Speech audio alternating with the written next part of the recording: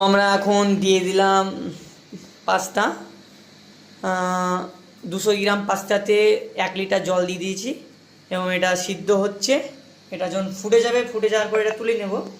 আর এখানে গাজর, ক্যাপসিকাম, পেঁয়াজ আরও অনেক কিছু আছে, সেগুলোকে এখন কাটা হচ্ছে।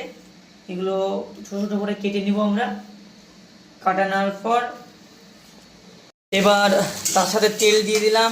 তেলের সাথে গাজর এবং ক্যাপসিকাম এবং পেঁয়াজ সেগুলোকে একটু ফ্রাই করে নিব এখন হালকা করে। ফ্রাই করে নেওয়ার পর সেই পাস্তাগুলো দিব, সাথে হালকা লবণও দিয়ে দিচ্ছি। হালকা লবণ দেওয়ার পর হালকা করে ফ্রাই করে নিলাম।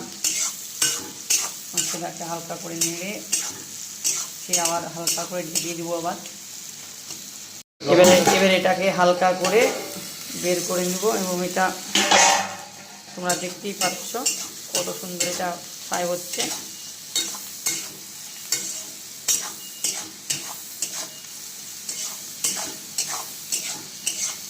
হালকা করে ভেজে নিব।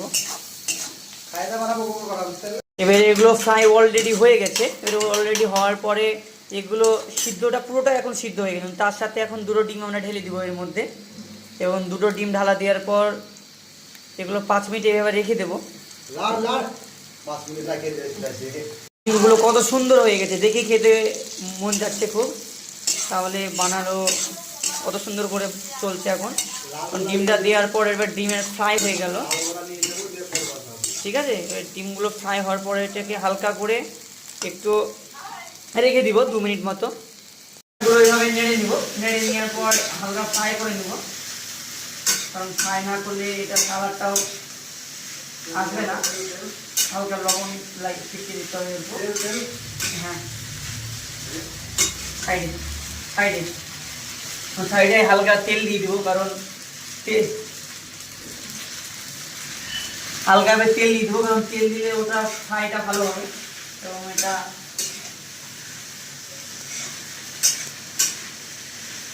লবণ লাগবে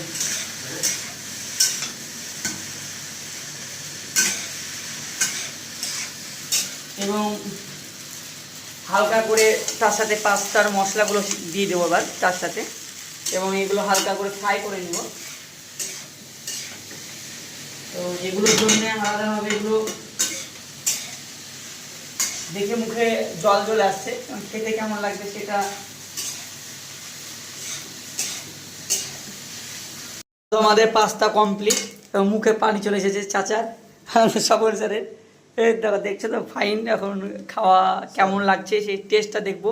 কমপ্লিট হয়ে গেছে, এগুলো এখন খাবো আমরা। দেখা যাক কতটা টেস্ট এবং কতটা টেস্টি হয়ে করেছি রান্নাটা।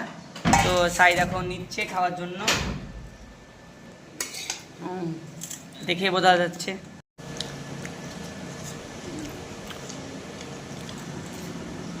পুরোটা খেয়ে নিয়েছি, এখনও অনেকটা আছে।